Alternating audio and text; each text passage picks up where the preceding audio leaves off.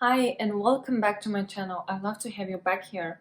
If you're new, I'm Stephanie and I'm a language enthusiast and a member of the International Association of Hyperpolyglots, and I'm obsessed with learning languages. I love doing it and I love sharing tips and tricks on what I've learned along the years on learning languages. I would love to talk in this video about how to best learn multiple languages at the same time. I also did another video that I published last week that was on the topic of why even bother learning several languages at the same time, why I think it's a good idea, and if you've heard those myths that it's a bad idea, why I think those are wrong, and it's actually how it can actually be very, very beneficial to learn several languages at the same time. So if you'd like to know my background on this and like why I believe it's a good thing to do, then you can go ahead and check out that video. I am by no means saying that we should learn several at the same time. Absolutely not. Everybody should do whatever they feel most comfortable with, whatever it is that you like, because at the end of the day, what you like is what's going to take you to where you want to go in language learning. So if you're somebody that might want to try out learning several at the same time, you think it might be motivational or it might be fun, then keep watching this video and I'll let you know how I do it. So let's start with the first tip that I have for you, and that is to find a realistic number of languages that is going to fit your lifestyle, your learning style, your memory style, etc. So what I mean by that is that there's only so much time that we have in a day, and even if we're super productive, there's going to be a limit to how many we can learn at the same time. If I were to be asked that question in a vacuum, like how many can we handle, I don't know the answer to that, because it depends on how many things you have going on and then also how productive you are, etc. But take a good look at your life and see what you have going on. Some of us are super busy with like work or school or kids or many other hobbies that we might have besides language learning, or perhaps like a very busy social life, or maybe all of that at once. And so, of course, if you're a super busy person, you're not going to be able to learn 5 at the same time, more like 2 or 3 tops. But if you do have a lot of time on your hands right now, you might be able to learn more. So take a look at your life and what you have going on and make sure that you have a good schedule, because it is very important that you know yourself, and not just in terms of like how many responsibilities you have, but also in terms of what your memory style is. What I mean by that is like some of us remember certain things easier while others remember other things more easily. To give you an example, you might be like really good at remembering how to do specific things in math, but you might tend to lose languages if you don't practice them. Or you might never lose languages after you've gotten to a certain intermediate level and you kind of keep them no matter how long you don't practice them, but you do forget, like, I don't know, all of your history lessons. It really depends. It depends what sticks in your head. I know what I forget very easily and I know what I don't forget easily. And so for me, it's like it's easy to learn several languages at the same time because I know I'm not going to forget even if I let one slide. If you know that the second you let a language slide, you're going to forget, then that means you're going to need to budget for like super regular exposure to all of your languages. And of course, this means that you can study fewer at the same time. So know your memory style, but also know your learning style. Because if you are an auditory learner, it might be easier for you to study a higher number of languages. Listening is the best activity when it comes to time management. It's just simply much easier than having to sit down and read or do drills or watch a video, whatever it is that whatever other activity in language learning is tougher than listening, because listening you can fit it anywhere. You can fit it when you're walking your dog, when you're driving to work, when you're waiting in some office, when you are cleaning your house. Really, there's so many opportunities when your mind is idle, but you're otherwise occupied, that you can sneak in listening and it kind of becomes 2 activities at one. That is something you cannot do with reading or with writing or any other activity. So if you're an auditory learner, you're going to be able to learn more languages than somebody who's a visual learner, simply because listening is great to fit into different parts of your life. And take a look at that and be honest with yourself. Okay, what responsibilities do I have? What is my learning style? Do I need to dedicate a lot of time to languages so I don't lose them? Just make sure that you go over your unique personal situation and pick a realistic number of languages based on that. Because if you pick too many, the chance of getting frustrated is pretty high. Tip number 2 is to give each language you choose sufficient airtime. That also ties in a little bit with my previous point about memory style and whether or not you tend to kind of remember languages once you have the basics, of course, once you've acquired the language core and you're starting to be towards the intermediate level. Perhaps at that point, you don't really need to maintain, or you might need to maintain, I'm not sure. But if you need to maintain languages, you're going to make sure that you dedicate a lot of time, as in equal time, every week to each language that you're learning. If you actually don't really need to maintain as much, then you can perhaps just make sure that you dedicate sufficient time to each beginner level language that you're learning, that you haven't solidified at that level, that kind of, okay, I got it now, I don't need to maintain as much. So make sure that you kind of get clear on that. But in any case, the only language that you can afford to let go for a while is an intermediate level language. If you're learning several languages at the beginner level, there's no letting it go. You have to make sure that you give each language the time that's needed. That also goes for learning just one language. A very big rule in the language learning world, which I wholeheartedly agree with, and I have yet to meet a person that doesn't agree, is that it's better to study a little bit every day or every 3 days or every week, however often, than once in a while, just like a big study session. It's regular study is better. And that becomes extremely important when you're doing several languages at the same time, especially several beginner level languages at the same time. You need to make sure that you're studying each and every one of them at more or less equal intervals. So that is quite important for success, and I advise you to do that.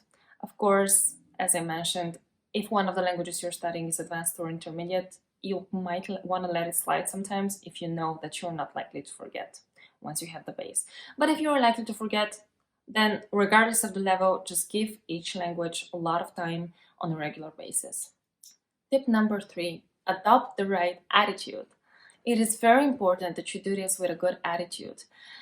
What I mean by that is go back and watch the first part of the video if needed. Right? If you have some of those, a little bit of negative beliefs about, oh, that's going to be bad, but I've heard that beginners cannot do that. I've heard that it's not good idea to learn Spanish and Italian together. I've heard whichever myth you've heard. A lot of language learning is a mental game, and if we believe we can do it, it's much, much easier. And it's actually, a lot of, I don't know, speaking practice and stuff like that, and how good you are in that depends on your current state and on your mental state. So it is very important to have the right attitude, to know that this is possible, to know that you can do it, to know that if you learn 3 languages at the same time, or 2 or 4, that no, all hell isn't gonna break loose and you're gonna be fine, and this is something you can do. So make sure that you have the psychology part straight before you begin to do it, because it is very easy to get frustrated. And the point of language learning, especially, language learning by yourself, is that it is fun. So make sure that you're having fun. Make sure that if studying several languages at the same time stresses you out, then dump it and go to studying one at a time. Or if you feel like you need to do some more, I don't know, experimenting to see what works best for you, then do that. Just keep the right attitude, be flexible, be positive, and don't get too bogged down into myths. Tip number 4 is to create a reward system. What I mean by that is that a lot of people can be motivated by results. And when you study several languages together, then the results might come slower. I have spoken also in the first part of this video that yes, they help each other up, they boost learning speed. And you are probably gonna learn faster if you're studying 2 languages at the same time, especially sometimes if they're similar, because you kind of study one concept in one language and it kind of carries over to the other with minimal changes, etc. So you might learn them faster overall, if they're at the same time, rather one after the other, but it's gonna be slower that you're gonna see a progress, because it's like when you're studying one after the other, you see, okay, now I speak that one well, okay, now I speak that one well. But when you're studying them together at the same time, the total time might be faster, but you're gonna get slower to that level of, okay, I speak them both well now. So you're gonna need more motivation, and you're gonna need to create a reward system.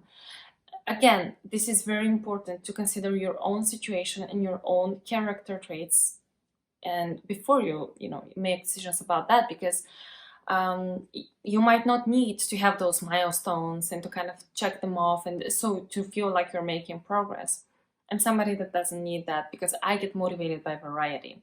But I know many other people that get motivated by reaching milestones. So if you get motivated by reaching milestones, a reward system is super important for you. Just make sure that you celebrate the small wins. When you're studying several at the same time, it's super important to focus on the small wins because the big wins are delayed further in time. The more languages you add, the further the big wins are delayed.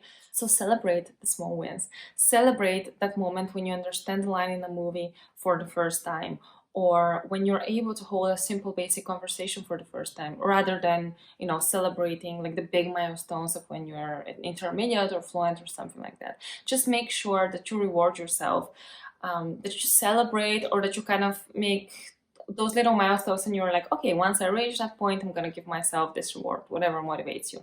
Make sure that there's this sort of system, because sometimes if you're motivated by reaching certain levels or certain abilities, then you might get discouraged. So it's important to focus on the small wins when learning several at the same time.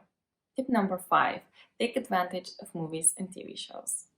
Movies and TV are great because it's a little bit of a lower effort. It still feels like leisure, but you're also learning at the same time. And to go back to what I said before about like we only have so many hours in a day, we have many other activities, and now we're learning multiple languages.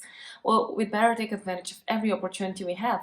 So with movies and TV, it's actually great because you can, nowadays, there's so many accessible options. Even if you cannot find a movie or a TV show from the country where your target language is spoken, chances are you are going to be able to find that movie dubbed or something. You're going to be able to find it with subtitles. Or also, there's certain extensions such as Language Reactor that are great for Netflix, for example, because you can have audio in one language and subtitles into others. And that can be super efficient, kind of like a killing two birds with one stone situation. Because on the one hand, you can have like audio and subtitles in multiple languages. On the other, you're kind of taking advantage of the fact that you're busy and you're using your leisure time to study. So it can be truly wonderful. Tip number 6 is just language stack. Language stacking is pretty popular with many polyglots where you use one language to learn another. Say I want to learn Japanese and I'm buying a book that's written in French in order to learn Japanese. Now, that can only happen if your French is already at an intermediate level or higher. But while you're learning this new language, you're kind of using the other one as a language of instruction, and that is helping you solidify both at the same time. This is a wonderful tip when you're kind of low on time, and I believe that it can be very, very useful.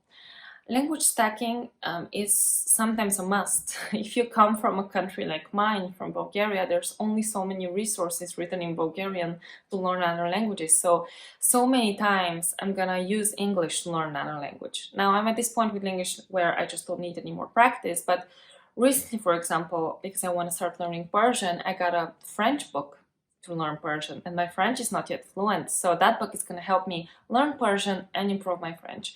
So something like that is truly great, and I advise you to do it. I advise you to kind of resist the temptation to just get a book in your native language to learn a target language, and get one in a language that you speak at an intermediate level and boost both it that way. Last but not least, tip number 7, which is to integrate language learning into different activities of your life. What do I mean by that? I mean that there's so many activities that you can flip in another language if you just invest a little bit of effort. Let's say you want to learn something new, like a new skill, and you look for an online course. Then you can, instead of looking for that course in your native language or a language that you're fluent in, you can look for that course in a language which you're intermediate or kind of upper intermediate advanced in, so that you can improve that language. If you want to read a book, you can find it in another language instead of your native language. If you want to, again, the example I gave with the movies, you can find it dubbed in another language. I know dubbing is not ideal, but it does help with learning languages. What else? Say you want to have take a new workout class, why not try to find it in another language? If it's online, that's super easy. If you are constrained like by in-person classes, that can be a little bit difficult sometimes if you live in a country like mine where there's not many options. But if you live in a super multinational city, you can find to do many activities, many hobbies, classes with instructors that speak different languages. So take advantage of that if you're in such a city, and if not, there's so much online. Just whatever other activity you have in your life, take a good look at that and see which activity can I actually change the language of. And that way you're going to be doing your other activities, whether it is learning a new skill, staying fit, picking up a new hobby, but you're going to be able to integrate language learning into that activity and do that activity in another language. I think that that is wonderful because it allows you to save time, it allows you to do other things, and also learn several languages, and it's super useful. And I'd like to give you one last tip, kind of like a bonus one. So I know I said the 7 will last, but okay, I suppose we're gonna have 8 tips. The last tip that I have for you is to stay flexible, to realize that there is a lot of value in trial and error. It took me years to perfect my language learning routine. I was always changing something, and I would advise you to also do so. Do not get married to your routine. Whenever something doesn't work, whenever something doesn't make you feel good, just feel free to change it. Experiment again and again. Try all of the tips that I told you in this video, and if you find that none of them work for you, then ditch them all and look for new ones. Look for ones of your own. If you find that some of them work, integrate them. If you find others don't. It really depends a lot, like I said, on your lifestyle, what you remember, how you remember, what you like, what you enjoy, how you get motivated, and what is possible for you. We all have specific situations, and I think that what we all should do is to make sure that we fit language learning into our lives the best way possible and to have fun with it. The point is to have fun, not to follow rigid structures. So experiment as much as you want, and if you go through this process and you find out that learning multiple languages at the same time is not right for you, then don't worry about it. You don't have to. But I really wanted to make this series to make people believe that yes, it's possible, and that no, the myths that it's a bad idea are just that, they're just myths. And I hope that this series helped you realize how it can be a good thing, and then also give you some starters. That's what I wanted to do with this video, to just give you some pointers on how I do it and how I think it's super effective to do it. But from then on, of course, remind you that there's this liberty to explore and to change your routine as much as you want to fit your own lifestyle. So I hope that you do that, and I hope that you stay flexible, because I think that that is the key to success in language learning. Staying flexible and making sure that we change all the time, because our life changes. The way I used to learn languages years ago isn't the same as now, because my life has changed so much. So keep that in mind and keep exploring, and I'll see you in the next video. Bye bye.